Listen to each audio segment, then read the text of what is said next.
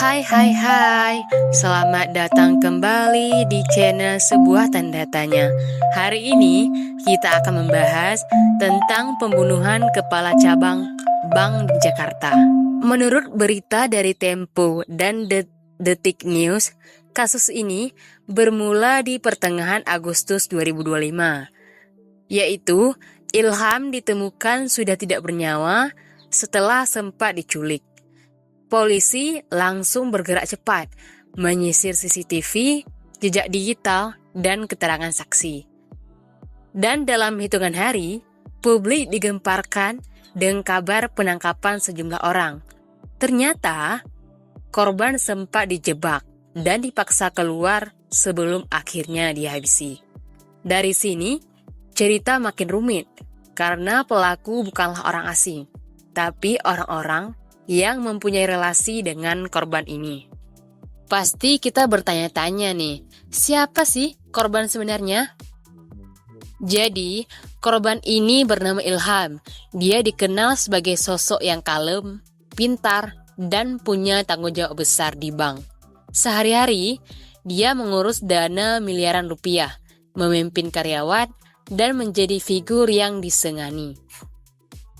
Menurut penelitian kriminologi, posisi elit seperti ini akan bikin seseorang lebih rentan, entah jadi target iri, konflik bisnis, atau bahkan pengkhianatan orang dekat. Jadi bisa dibilang, sukses itu bukan cuma bawa kebanggaan, tapi juga risiko tinggi. Nah, Ilham ini mungkin gak nyangka kalau posisinya bisa bikin dia jadi incaran. Tapi, yang bikin publik makin kaget, polisi mengungkap bahwa dalam kasus ini adalah seorang motivator sekaligus pengusaha bimbingan belajar yang bernama Dwi Hartono. Dia disebut sebagai otak penculikan dan pembunuhan ini. Bayangin, seorang motivator yang biasanya memberi inspirasi malah jadi kayak aktor intelektual dalam kejahatan sadis. Bersama Dwi, ada tersangka lain, yaitu YJ, AA, dan C. Total, sampai akhir Agustus 2025, polisi udah menangkap 15 orang yang diduga terlibat. Adapun motif pembunuhan masih jadi perdebatan. Beberapa laporan menyebut ada urusan utang piutang yang menjerat.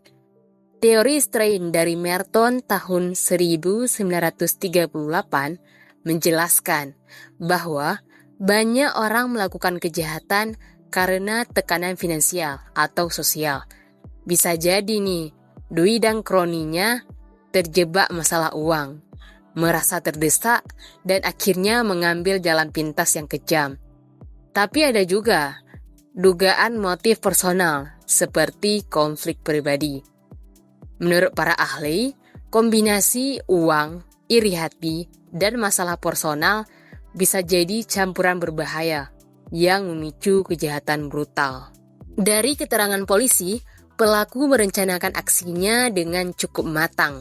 Mereka memilih waktu yang sepi, memancing korban keluar, lalu mengeksekusinya tanpa banyak saksi. Dalam teori routine activity oleh Cohen dan Felsen tahun 1979, kejahatan itu bisa terjadi kalau ada 3 kondisi, yaitu ada pelaku yang termotivasi, target yang rentan, dan tidak adanya pengawasan. Dan ternyata, 3 kondisi ini ketemu dalam kasus Ilham. Dia seorang target yang bernilai tinggi, kondisi pengawasan longgar, dan pelaku sudah sangat termotivasi. Kasus ini langsung jadi headline di mana-mana. Metro TV, TV One, sampai Sindo Today gencar menayangkan liputan tentang penangkapan para pelaku. Publik pun ikut heboh karena banyak yang gak nyangka bahwa motivator bisa terlibat. Media menggambarkan betapa sadisnya pembunuhan ini, dan ini membuat masyarakat menjadi resah. Seperti laporan UNODC tahun 2020, kejahatan high profile biasanya akan memicu keresahan sosial yang lebih besar dibandingkan kasus biasa. Karena masyarakat merasa Kalau pejabat bank aja bisa dibunuh, apalagi kita sebagai orang biasa.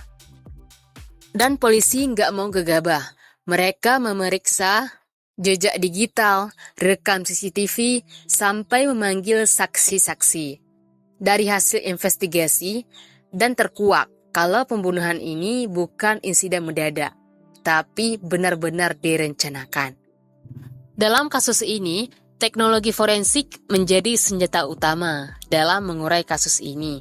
Seperti kata Turvey tahun 2012, investigasi modern bergantung pada bukti ilmiah untuk menghubungkan pelaku dengan kejahatannya.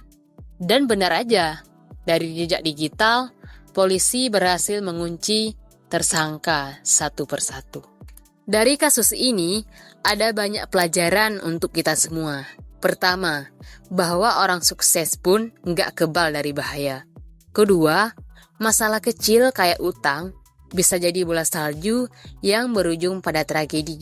Dan ketiga, pentingnya kewaspadaan dalam relasi sosial. Durkheim tahun 1997 bilang, kejahatan adalah fenomena sosial yang normal di setiap masyarakat. Artinya, kita nggak bisa hilangkan kejahatan sepenuhnya, tapi bisa mengurangi dengan sistem hukum yang kuat dan lingkungan sosial yang sehat.